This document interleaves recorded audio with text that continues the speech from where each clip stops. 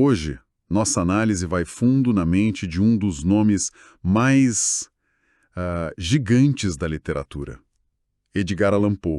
Um nome que todo mundo conhece, né? Exato. Mas a nossa proposta aqui é um pouco diferente. A gente não vai só revisitar as histórias de terror. Não é sobre o susto pelo susto. Isso.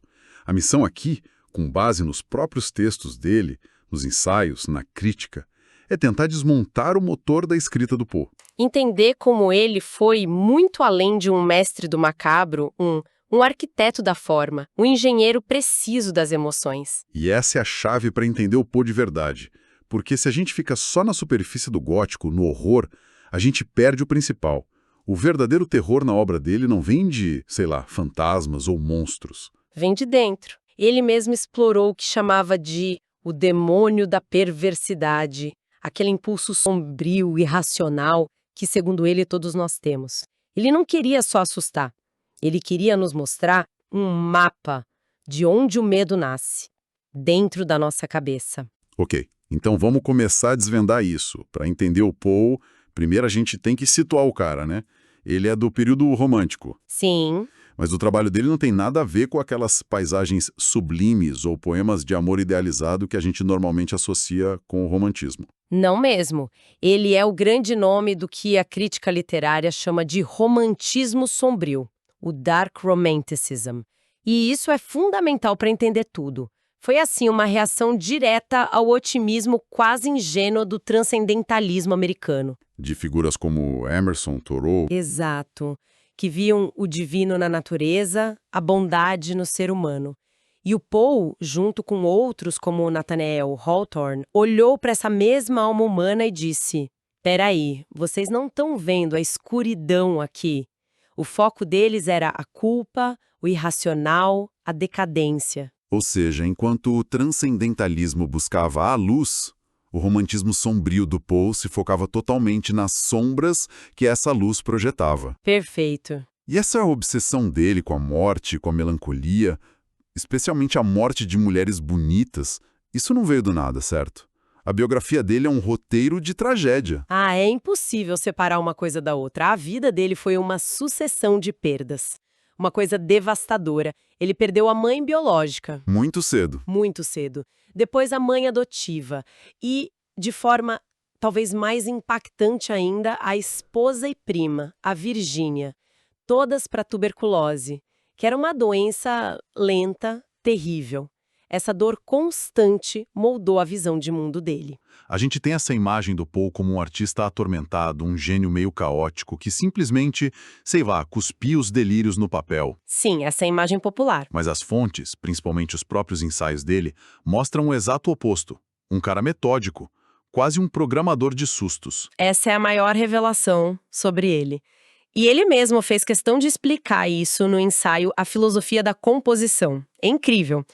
Ele basicamente abre o capô do processo criativo. Mostra os bastidores. Exato. É como se ele dissesse: vocês acham que isso é inspiração divina? Não, isso é trabalho, isso é técnica. Vou mostrar os andaimes. A teoria central dele ali é a do efeito único. Que é a ideia de que cada palavra, cada frase tem que ter um objetivo muito claro, um único objetivo em mente. Exatamente. Ele defendia que, antes de escrever a primeira linha, o autor já devia saber qual emoção que ele ia causar no leitor. E todo o resto, enredo, personagem, ritmo, tudo seria uma ferramenta para construir esse efeito. Nada aleatório. E ele também falava da brevidade, né? Que a obra tinha que ser lida de uma vez só. Sim, numa sentada, como ele dizia, para que o feitiço não fosse quebrado pelas distrações do mundo real. Era sobre criar uma imersão total e, mais importante, controlada. E ele usa o poema mais famoso dele, O Corvo, como a prova do crime, né? Ele desmonta o próprio poema para mostrar como foi construído. É uma autópsia literária fascinante. Ele conta que construiu o Corvo de trás para frente, com a lógica de um problema de matemática. Primeiro, ele decidiu o efeito: melancolia e luto sem esperança. Depois, ele pensou na palavra que serviria de pivô sonoro e temático. E chegou em Nevermore, nunca mais. Ah, claro. A partir daí, tudo foi uma consequência lógica. Quem diria essa palavra? Um ser não racional, para repetição não soar buba. Um corvo. Em que situação? Falando com um amante de luto pela amada perdida. Cada estrofe, a métrica, a aliteração, tudo foi friamente calculado para intensificar aquele sentimento inicial. É genial. E quase anticlimático de tão técnico. Ok, então essa lógica toda é a ferramenta secreta dele para construir o medo. Mas o que acontece quando ele vira essa mesma lógica para o lado oposto? Em vez de construir o caos da mente, ele a usa para resolver o caos de um crime. Exato. Porque é daí que surge o detetive, não é? É exatamente daí. Não é uma contradição, são duas faces da mesma moeda. A razão. Em contos como Os Assassinatos da Rua Morgue, ele criou Auguste Dupin. Se o terror do Poe explora a mente em colapso, o Dupin representa a mente no auge do seu poder. Ele resolve crimes que a polícia não consegue. Isso, crimes que a polícia acha insolúveis, mas ele não resolve com pistas físicas, e sim com um método que ele chama de raciocínio. Ele se coloca na mente do criminoso, observa detalhes que ninguém mais vê e reconstrói a lógica por trás do caos. E o Sherlock Holmes do Arthur Conan Doyle é basicamente um filho literário direto do Dupin. O próprio Conan Doyle admitiu isso, né? Sem dúvida alguma. Não é à toa que o prêmio mais importante da literatura de mistério hoje se chama Edgar. Ele escreveu o manual de instruções do gênero. E as inovações não param aí. Não mesmo. No terror, o grande salto dele foi tirar o medo do cenário e colocar na narração. O monstro não é mais um vampiro no castelo, é a paranoia na cabeça do protagonista. E ele ainda foi um pioneiro da ficção científica. Em contos como The Balloon Hoax, ele usou uma linguagem de notícia de jornal super realista para descrever uma viagem de balão que nunca aconteceu. E as pessoas acreditaram! Ele estava misturando imaginação e tecnologia de um jeito totalmente novo para a época. Falando no jeito que ele escreve. Quando você lê Poe, a sensação é quase física. A gente se sente sufocado, claustrofóbico. Como ele consegue criar essa atmosfera tão opressiva só com palavras? Ele tem algumas assinaturas que são inconfundíveis. A primeira, e talvez a mais genial, é o uso de narradores não confiáveis. Ah, sim. Pensa em O Coração Delator ou O Gato Preto. A história quase sempre começa com o narrador tentando desesperadamente nos convencer da sua própria sanidade. É verdade. A primeira frase de O Coração Delator é tipo: é verdade, nervoso, muito nervoso eu sempre fui. Mas por que dizeis que estou louco? Ele já começa se defendendo de uma acusação que ninguém fez. Perfeito. E ao fazer isso, ele nos torna cúmplices. A gente acompanha o raciocínio impecável dele para descrever um ato de pura loucura.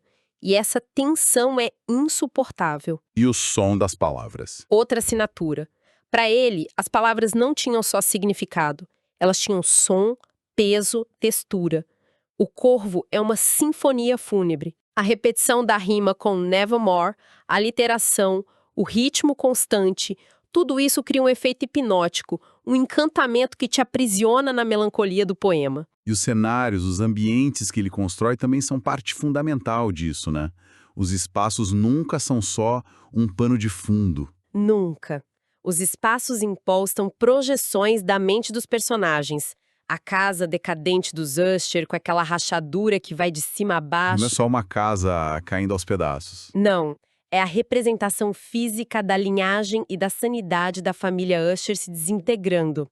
As catacumbas escuras e labirínticas em O Barril de Amontilhado são o espelho da mente vingativa e tortuosa do narrador. O ambiente e a psicologia são uma coisa só. Vamos aprofundar um pouco nisso olhando para alguns contos. A Queda da Casa de Usher, que você mencionou. O que torna esse conto tão poderoso? É mais que uma história de casa mal-assombrada. Com certeza. A Queda da Casa de Usher é uma aula de como criar uma atmosfera de desintegração total. Tudo ali contribui para o efeito único de aniquilação. A casa é descrita com janelas que parecem olhos vazios, o ar é pesado, Roderick e a irmã Madeleine são gêmeos e a casa e a família são como reflexos. Quando um morre, o outro desaba junto. O horror é um processo. É um processo lento, inevitável de decadência, e o Poe nos faz sentir cada etapa dele. Já em O Coração Delator, o que sempre me impressionou é que o monstro é o próprio corpo do narrador. Não é um fantasma que o assombra. É o som do próprio coração dele, a culpa dele. E essa é a grande virada de chave que o Poe promove no gênero. Ele pega o horror que antes vivia em castelos e florestas e o aprisiona dentro do crânio do protagonista. O som do coração que o narrador ouve é só para ele. É a culpa se manifestando como um sintoma físico, auditivo. É a definição de enlouquecer. A impossibilidade de fugir de si mesmo. E se a gente for falar da teoria da perversidade, acho que nenhum conto explica isso de forma tão brutal quanto O Gato Preto. É quase um estudo de casos sobre a maldade pela maldade. Sem dúvida. O Gato Preto é a tese de Poe sobre a natureza do mal, disfarçada de conto de terror. O que é realmente chocante ali não é só a violência, por mais terrível que seja. É a confissão do narrador sobre o motivo. Ele diz que fez porque sabia que não devia fazer. Exatamente, nas palavras dele, pelo simples fato de saber que não devia. Ele fez o mal pelo mal. Não foi por raiva, não foi por vingança, foi por um impulso sombrio de transgredir. O álcool na história é um catalisador, mas a semente da perversidade, segundo Poe, já estava lá, dentro dele. É uma ideia muito perturbadora e muito moderna. Então, juntando tudo isso, qual é o tamanho real do Poe na prateleira da literatura mundial? Porque nos Estados Unidos ele demorou um pouco para ser visto como esse gigante, né? É uma grande ironia. Durante a vida, e mesmo um tempo depois, ele foi muito mais celebrado na Europa do que em seu próprio país. E aqui a gente precisa falar de uma figura-chave, o poeta francês Charles Baudelaire. O tradutor dele. Mais que isso, ele não só traduziu o Poe, ele o adotou como um irmão espiritual. Baudelaire viu no Poe a alma do artista moderno. Alguém que vivia o tédio da cidade, que via beleza na decadência e que entendia a escuridão da condição humana. Foram as traduções dele que transformaram o Poe numa sensação na Europa. E a partir daí, a influência dele se espalha como um vírus literário, infectando vários gêneros. É impressionante. Se a gente conectar os pontos, o H.P. Lovecraft pegou o horror psicológico do Poe e expandiu para uma escala cósmica. Jules Verne, H.G. Wells beberam da fonte dele para ficção científica. E claro, toda a linhagem de detetives literários, de Sherlock a Poirot, segue os passos do Auguste Dupin. O legado vai além da literatura. Vai muito além. O nome Poe virou sinônimo de macabro, de gótico. Ele é um ícone da cultura pop. No final, a imagem que emerge dessa análise é muito diferente daquele poeta louco e bêbado que o senso comum pintou. O que a gente vê é um artesão rigoroso, um mestre da técnica que sabia exatamente qual parafuso apertar para nos fazer sentir medo, ou tristeza, ou angústia. Um arquiteto. Um arquiteto que projetava o medo com a precisão de um engenheiro. O que nos leva a uma questão final, um pensamento para reflexão. O Poe estava escrevendo sobre o demônio da perversidade, sobre impulsos autodestrutivos, sobre as camadas ocultas da psique, décadas antes de Freud e da psicologia moderna sequer existirem. Ele não tinha linguagem técnica. Não tinha a linguagem do inconsciente, da repressão, mas estava claramente mapeando esses territórios. Então fica a pergunta: até que ponto a ficção dele foi um mapa intuitivo das regiões mais sombrias da mente humana? Regiões que a ciência só começaria a desbravar formalmente muito, muito tempo depois. Até o próximo vídeo. Até o próximo vídeo. Este conteúdo foi cuidadosamente pesquisado, roteirizado e produzido pela equipe do canal Diálogos Biográficos. Nosso compromisso é preservar a memória e compartilhar as trajetórias de personalidades que marcaram a cultura brasileira e mundial, de forma totalmente original e baseada em fontes confiáveis. Sua participação é fundamental para nós. Deixe seu comentário abaixo com suas impressões e sugestões de novos temas. Para que possamos continuar com este resgate histórico de alta qualidade, você pode contribuir diretamente com a sustentabilidade do nosso canal. Se você puder e quiser, faça uma doação por Pix de qualquer valor. As informações e a chave estão logo abaixo na descrição do vídeo. Você também pode se tornar um membro do nosso canal. Com um valor simbólico mensal, você apoia a nossa produção constante. Basta clicar no botão Seja Membro aqui embaixo para conferir os níveis de apoio. Outra forma de ajudar é adquirindo os produtos que sugerimos durante o vídeo ou através de nossos links oficiais, também disponíveis na descrição. E claro, você sempre contribui muito curtindo este vídeo e se inscrevendo no canal, ajudando nossa mensagem a chegar a mais pessoas. Muito obrigado por valorizar a cultura e a história conosco. Até o próximo vídeo.